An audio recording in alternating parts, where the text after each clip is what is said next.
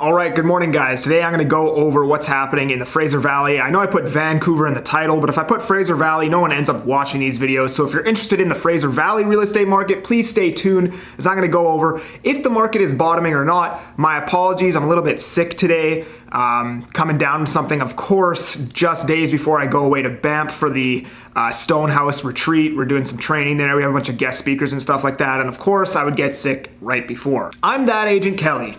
I talk about real estate, I talk about real estate investing, I talk about my local market of Vancouver and its suburbs. I have people reaching out to me all the time from all of my social media platforms. I love it. I would love to hear from you if you need some assistance or you just have any questions regarding real estate, or maybe you're looking at buying an investment property. I got into real estate to help people and help them build their financial future. I love finance. I spend all of my free time researching all that kind of stuff. So if you get any value or entertainment from these videos, all I ask is that you thumbs up and subscribe. Let's get into this video.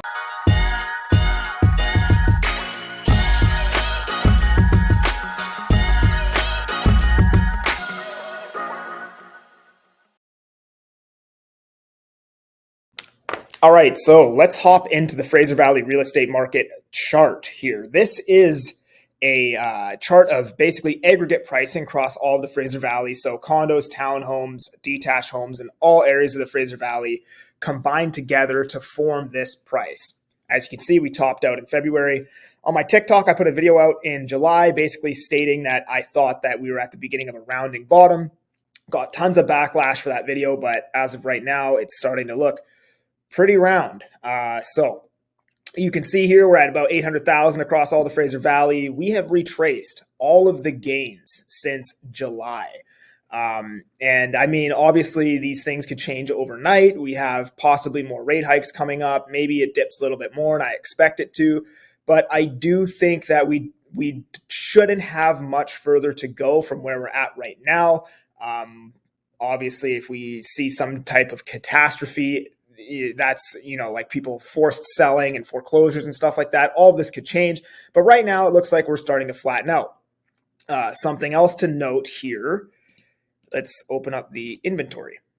As you can see, inventory has been falling off a cliff since about June, right? So, I mean, it's going to be difficult to cause sustained downward pressure on prices so long as inventory keeps going down, sorry.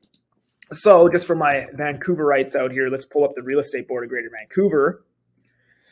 And almost the same kind of story. Like, it looks like we're starting to flatten out. I mean, it doesn't look as flat as the Fraser Valley. Fraser Valley, we've seen a way bigger correction, right? But even if we go back to let's go back to 2016, all right? So kind of the similar situation, right? September 2015, there was a bit of a dip here.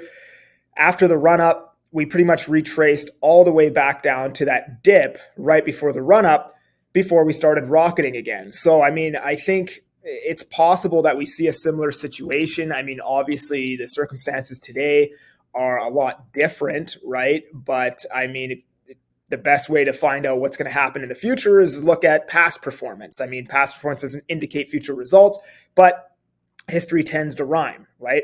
Same thing in the Fraser Valley. We had that dip in September 2015, the run-up, and then we retraced basically right back down to that dip right before the run-up, bottomed out, and then started going up again.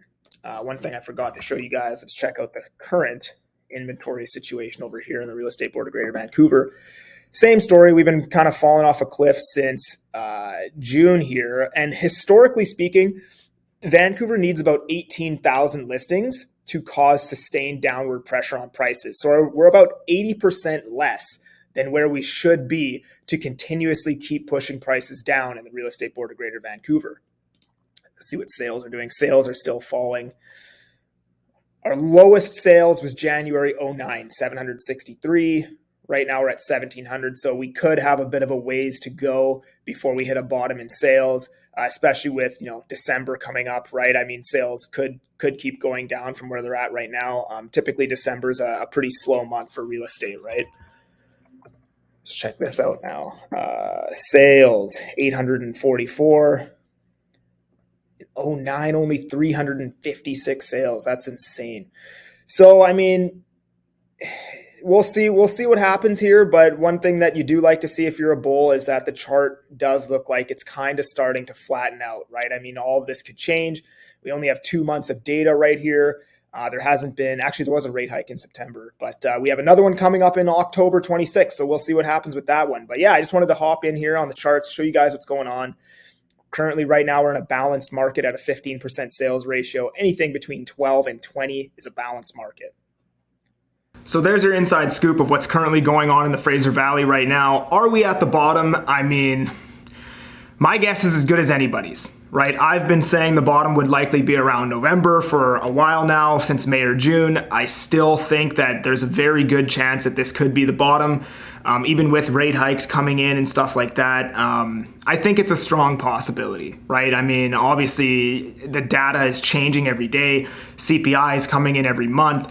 The Bank of Canada is reacting to the CPI report, all of that kind of stuff. All of this could change, but with sales prices flattening out and inventory coming down, I think there's a decent enough chance that this could be the bottom. But who knows? I don't know. Nobody knows. We'll see what happens. If you guys did enjoy this video, again, thumbs up and subscribe. Any questions at all, don't hesitate to reach out to me. My information's in the description below. Hope you guys enjoyed this video. We'll see you on the next one.